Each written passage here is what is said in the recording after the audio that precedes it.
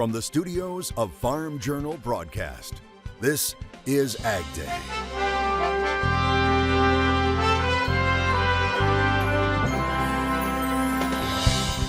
Is it a case of broken promises? This isn't something that we didn't uphold on our end of the bargain. The government broke its contract. What one black farmer wants you to know about why he's taking on the federal government in court. The farm machinery industry battles back from the supply chain crunch. A little bit of a whack-a-mole strategy. It's always something new. Something new is coming up every time. An update on how much longer it could last as we check out this year's farm machinery show. Plus the latest push for ag trade. This is going to mean tremendous access for rice, almonds, wheat, corn, and frozen beef. How fresh leadership is offering up some hope right now on AgDay. Good morning, I'm Clinton Griffiths. The Biden administration is starting off a new year with some progress on the trade front. This comes after USDA and the U.S. Trade Representative's Office received Senate confirmation on key appointees at the end of 2022. AgDay's Michelle Rook looks at what that means for the administration's trade agenda.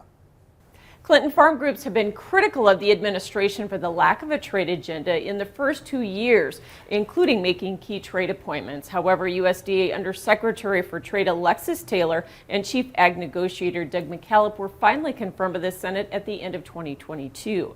Farm groups repeatedly expressed their disappointment as well that trade was not a priority under the current administration, pointing to the lack of new free trade agreements with partners like the UK or work to renew a trade deal with China. So they've welcomed the new trade leadership as a step in the right direction. I'm optimistic that the Biden administration is going to get more involved in trade. They're getting a lot of pressure too, and hopefully we can move the needle here because it's really been stagnant for the last 2 years. Now, McCallop has been on the job for about 7 weeks. He says his office has already made many successes, including reopening pork exports to Ghana. Plus, the U.S. signed a new tariff rate quota agreement with the EU following Brexit. And this is going to mean tremendous access for rice, almonds, wheat, corn, and frozen beef. So, and there's a lot more work to do in that area, certainly. Additionally, negotiations in January resulted in India dropping their tariff on U.S. pecans by 70%. They also eliminated the tariff on industrial ethanol and also eliminated or reduced tariffs on some feed products as well. So some really good progress. He says China has also lifted cold chain restrictions put in place during the COVID-19 pandemic and approved 6 new GMO traits in cotton, alfalfa, and canola. McCallop admits they do have work to do with China advancing the Indo-Pacific Economic Framework and Mexico's plan to ban GMO corn for human consumption by 2024. Now they're pressing Mexico to adhere to what they signed onto in the USMCA, using science and risk-based assessments for their decision-making on importing U.S. grain. All right, thanks, Michelle. Supply chain issues have been in the headlines since 2020, but has the situation improved? Farm Journal's Tyne Morgan talked with equipment manufacturers at this year's Farm Machinery Show in Louisville, Kentucky. Supply chain challenges consistently hit agriculture in 2022. We are conditioned to expect the black swans to the point where they're no longer black swans, they're just kind of inevitable disruptions. But a sector still fragile to supply chain issues is the farm machinery and equipment sector. The supply chain challenges that we experienced in 21 and 22 are with us for a little bit longer. But maybe by the end of the year, we'll begin to see some return to normalcy, whatever normalcy looks like. Equipment manufacturers across the world are grappling with the same problem. So it could be tracks one day, it could be tires the next day. We have a lot of very unique, high value custom castings, a heat-treated custom casting that you can't just go get, and it's a very unique supplier. A little bit of a whack-a-mole strategy. It's always something new. Something new is coming up every time, and it just happens to be that, castings are our current issue and the current challenges. But it's always something different. AEM recently conducted a survey of its members showing the biggest supply issue in the ag sector is tracks, and those included components. And it's semiconductors and chips proving to be an issue for both agriculture and construction. No matter what the item is in scarce supply, the problem is bigger than one part or one company. The underlying issue with all supply chain challenges are labor. AEM recently surveyed 179 equipment manufacturer executives about the supply chain late last year. 98% of respondents say they still face supply chain issues, with more than half experiencing supply chain conditions growing worse, not getting better. And that's why the industry could grapple with labor challenges for years to come, forcing companies like Case IH to come up with creative solutions. The pivot to get product to customers is doing different things with labor, sourcing, strategic sourcing. What we're doing, actually, I would use one word, and it's we're being very disciplined. We're not just hearing that it's progressively getting better, we're sensing it, we're feeling it, we're seeing it come through in our deliveries. So as long as things continue on that trajectory, I feel pretty good about next year. We're not out of the woods, but we're certainly in a better place than where we were, let's say, a year and a half ago. But we're just going to keep fighting to make sure that we're ready for whatever the customers need from us. Growing optimism, even with some bumps still ahead, as ag equipment manufacturers navigate uncharted waters with the supply chain. Reporting for AgDay, I'm Tyne Morgan. All right, thanks, Tyne. John Deere off to a good start this year. The company releasing its fiscal first quarter earnings, beating Wall Street expectations. Deere selling $11.4 billion worth of equipment. That's nearly $3 billion more than a year ago. The machinery giant saying it expects its sales to climb 20% this year, about double what its economists expect for the entire ag machinery industry. Winter isn't done just yet. We're tracking a massive winter storm that's expected to impact much of the U.S. this week. Meteorologist Chuck Heaver joins us with an update. Yeah, the wind is going to be a big factor over the next couple days. You combine that with the precipitation that's about to fall in this storm, and it's something else. The storm forms and then moves up into the upper Midwest. Minneapolis is going to get hit hard with winds, as well as the Midwest in general. But combine that with the snow. Look at that. Some areas upwards and over 2 feet of snow in southern Minnesota. It's going to be interesting. Blizzard warnings for sure will be issued. All right, now take a look at this. It's a busy day on the farm for this dog. Jim Epsey of Wyoming sharing this video, saying it's a good thing that she's a rescue dog because he doesn't think she'd survive in the wild for a minute. But he says she is doing her best to protect the haystacks from mice. I'll have more in your forecast coming up. The man accused of killing 7 people at 2 California farms has entered a plea of not guilty. Prosecutors allege 66-year-old Chun-Li Zhao shot 4 people to death at Half Moon Bay Mushroom Farm, where he also worked. Then did the same thing to 3 people at another nearby farm. Now, last month, he admitted to the shootings. In an interview with a local reporter, he claimed he was not in his right mind and didn't know what was happening.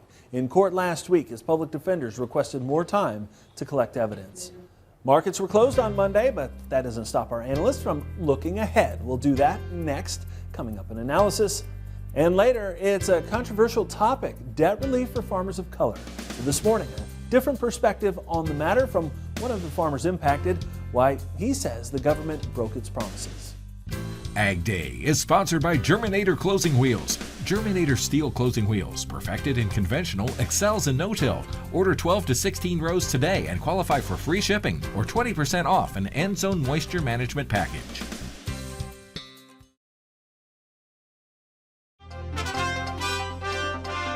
The nation's busiest port for U.S. goods appears to be getting busier these days when it comes to ag exports. The Port of Savannah reporting exports were up 21% last month. Port officials saying it was a strong month for American farms and factories, but they say total cargo dipped over 11% compared to January of last year, fueled in part by reduced orders in retail and manufacturing, causing import loads to soften.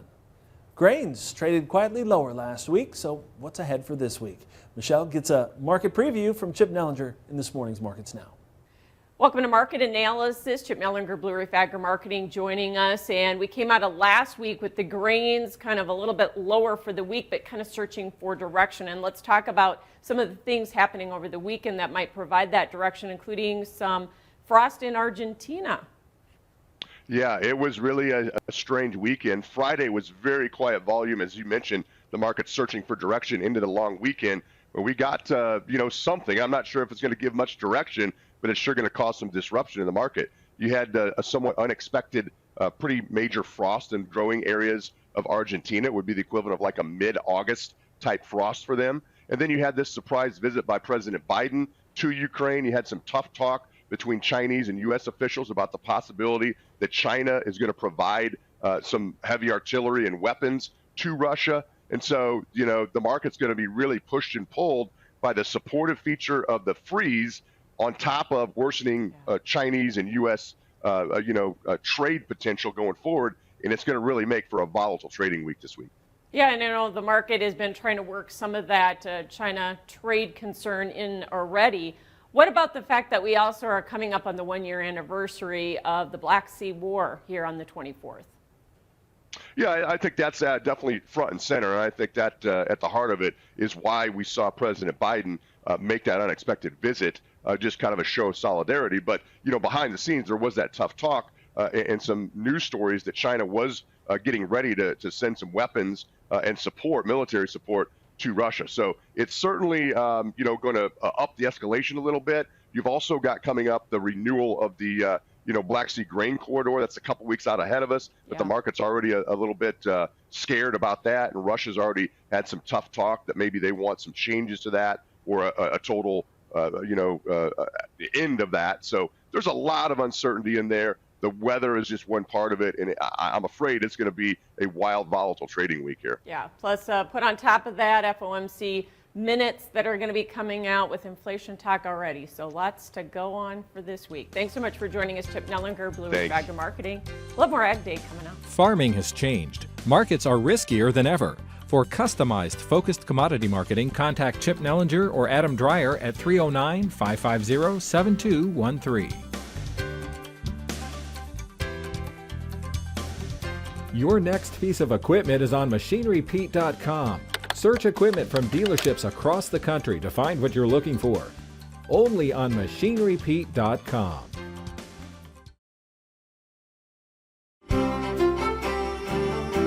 Meteorologist Chuck Heaver joining us here for our national forecast. And as we start to talk about this week, wind and snow sound like they make a big return to the northern plains. Yeah. We have a powerhouse storm that's going to form down in the southwest and move up into the Midwest. And it's going to lay down a lot of snow, especially in southern Minnesota, and wind. All right, let's take a look at the jet stream. You can see down to the southwest here, you have this little lobe. This is a storm we're concerned with. It's going to build itself up and then work its way into the upper Midwest. And with some energy from the north, it's going to combine and lay down a lot of snow. Another cold air intrusion out to the west on Thursday. It'll reinforce that cold air up to the north. But then most of the country later in the week remains relatively mild for this time of the year. Maybe another system pushing across on Tuesday. Here's Tuesday, though. You can see the future radar down to the southwest. This storm rapidly intensifies and works its way up to the north. That combined with the northern edge here is going to lay down a lot of precipitation and a lot of snow. That would be in southern Minnesota, looking somewhere upwards of 2 feet of snow in some locations, potentially higher. That'll be some thunderstorms down to the south of Chicago. There's going to be a pretty quick demarcation line in northern Indiana, and you're going to see that quickly transition to the snow up to the north. Then combine that with the wind, you're going to see this wind field move out, but then this massive wind field around that storm and then up to the north as well. So mixing all that snow with wind gusts up to 40, 50 miles per hour. Very high likelihood we'll see some blizzard conditions in those areas as the day moves along. Tuesday and through Thursday, precipitation adds up in terms of water precipitation, but look at these snowfall amounts. Again, southern Minnesota, down here you can see actually amounts, again, 2 feet or more, which is just incredible. Here's the high temperature in Chicago today, 37. Look at that differential in temperature. St. Louis, 56. Warm. Dallas, 86 degrees for the high. For the low temperature tonight, we're going to see temperatures, of course, with the snowpack. Minneapolis, -8. Warmer again down to the south and southeast. And here's the temperature for tomorrow. 37 in Chicago. Look at that, 69 in St. Louis. That's only a 5-hour drive, folks. All right, let's take a look closer at home. Nashville, Tennessee, partly sunny, 66 and a low of 56. Adams, Massachusetts, 36 and 23 for the low, rain snow mix. And Rucker Lake, Arizona, high 52 and low 32 with showers. The U.S. takes Canada to task over dairy access once again. We have the very latest next. And later, as we celebrate Black History Month, there is something one black farmer wants you to know about why he's filed a suit against the government in the country.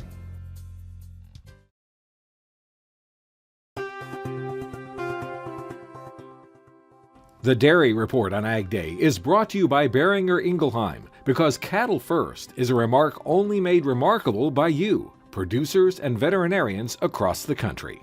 The U.S. Trade Representative's office formally filed its second case against Canada under the U.S.-Mexico-Canada agreement.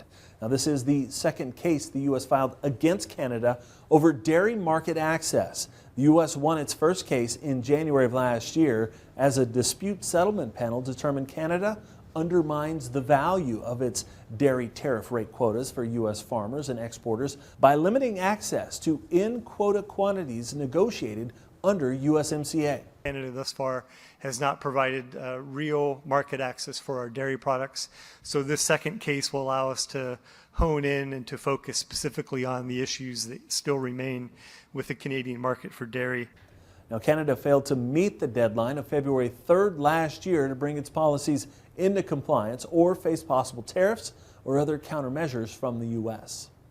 For years, grocery stores seemed to get bigger and bigger, but now it appears some chains may be looking to downsize. DairyHerd.com reporting on this, saying as real estate prices skyrocket and labor becomes harder to find, several stores, including Target, Meijer, Publix, Wegmans, and Sprouts, may go smaller. The current average size of a grocery store in the U.S. is about 38,000 square feet. However, those numbers have been declining recently, with small format stores now ranging from 12,000 to 25,000 square feet and even smaller in urban markets. Progressive Grocer reports stores are reevaluating their strategies as they look to maximize profits, keep shoppers loyal, and drive sales amid increasing expenses. One USDA program directed at farmers of color ended up in the courts. We'll talk to a Virginia farmer still fighting for those payments next in the country.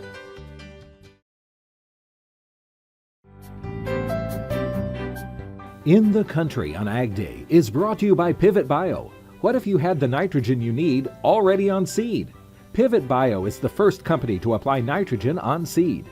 The nitrogen you need, now on seed, from Pivot Bio. Learn more at pivotbio.com. As we continue to mark National Black History Month, we are taking a deep dive into the issues facing black farmers right now. Recently, 4 plaintiffs filing a lawsuit against the federal government saying it broke its promise when it failed to pay off the debts of a group of black farmers. Now, you'll remember USDA dropped a pandemic-era program that would have paid off 120% of the debt of farmers considered socially disadvantaged. But then several lawsuits were filed by women and white farmers against it, alleging the program violated their constitutional rights. Now, I talked recently with one of the 4 plaintiffs now suing the government, speaking on behalf of black farmers, John Boyd Jr. of the National Black Farmers Association, about why he decided to file suit. Right, and we made plans based on the agreement that we signed with USDA. So for people that are watching this isn't something that we didn't uphold on our end of the bargain. The government broke its contract between black and other farmers of color and simply said that they weren't going to do it, and they repealed it. And based on that commitment, many black farmers made changes in their farming operations. You know, they bought tractors and things that they thought they would need to improve their farming operations. That's what the government told them to do. And here again, you know, the government has failed black farmers the way they've been failing us for many, many generations. And I've been trying to fix that. And I would like to say on your show, no one is against white farmers. And I hope that they can read my sincerity when I say that. If you're putting the plow and disc-harrow in the ground the same time that I am, and you're entitled to federal program and relief programs, you should get it, and you should get it on time. And what I've been saying my whole life is, so should I. I've never sued a white farm organization or tried to prevent them from receiving any aid that they're rightfully due. But I have, you know, I've been sued and blocked and the debt relief program. So my plea here today is for us to start to work together and embrace some of the things that have happened, acknowledge it, so that we can move forward as all American farmers. And until that happens, you know, it's like being stuck in the mud, people. Whoever had a 2-wheel drive truck and you're stuck in the mud, just spinning. We have to get out that rut, and the only way to do it is to have conversations like I'm having on your show right now and begin to acknowledge it and work together. Now, it's worth noting that since dropping the program, USDA has announced other programs to help socially disadvantaged farmers. However, plaintiffs in the case say those new programs don't match the agency's earlier promise. You can listen to my complete interview with John Boyd Jr. on the Farm Journal YouTube page. And that's all the time we have this morning. From all of us here at AgDay, I'm Clinton Griffiths. Have a great day in Farm Country.